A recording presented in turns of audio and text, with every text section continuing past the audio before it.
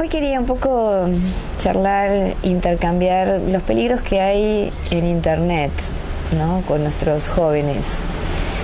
Una de las cosas que quiero aclarar es que Facebook tiene una legislación donde dice que los chicos deben tener más de 13 años para poder acceder a él. Sin embargo, sabemos, yo por mis pacientes también, que ya a los 10 años quieren tener Facebook.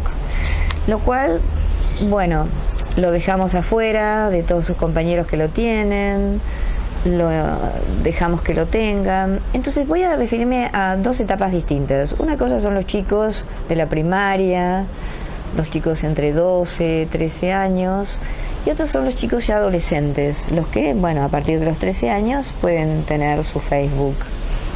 Lo primero que quiero decir es que no hay que asustarse, porque las nuevas formas de comunicación que tienen nuestros hijos es a través de las redes, todo tipo de redes, Facebook, Messenger, WhatsApp, Twitter, hay Instagram, que es donde ponen las fotos. Entonces, en primer lugar, vos, papá, mamá, tienen que empezar a familiarizarse con todas estas redes, empezar a conocerlas, saber un poco cuáles son sus secretos, cómo navega un hijo. Entonces, si tenemos un niño pequeño hasta los 12, 13 años, sería conveniente que la computadora estuviera en un lugar, digamos, que los papás tengan acceso, no adentro del cuarto de los chicos.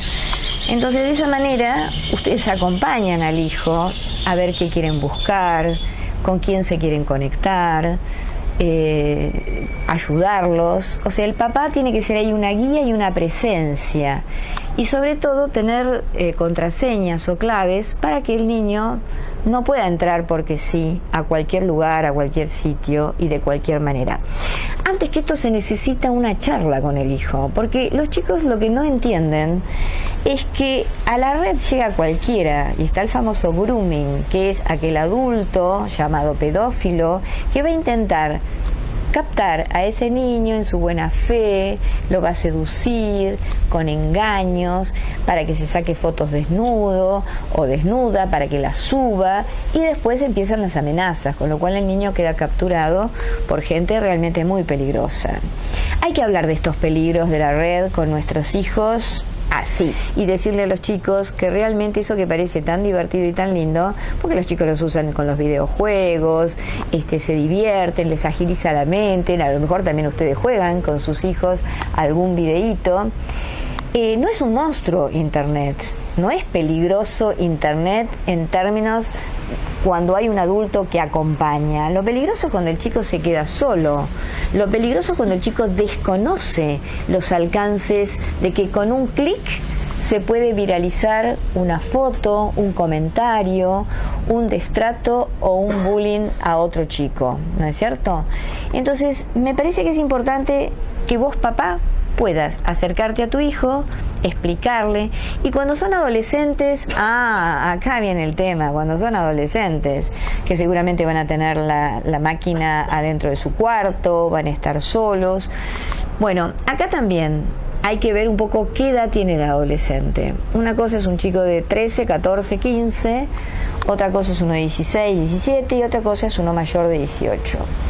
Entonces, al comienzo, entre los 13, los 15, 15 años, los papás tienen que seguir estando cerca de sus hijos, porque no es privarlos de su privacidad, sino que hay que explicarles que es importante estar acompañados justamente por este tipo de gente que está dando vueltas, no se sabe de qué país pueden llegar a venir, los pueden cooptar y después los van a tener amenazados y muy asustados, por supuesto.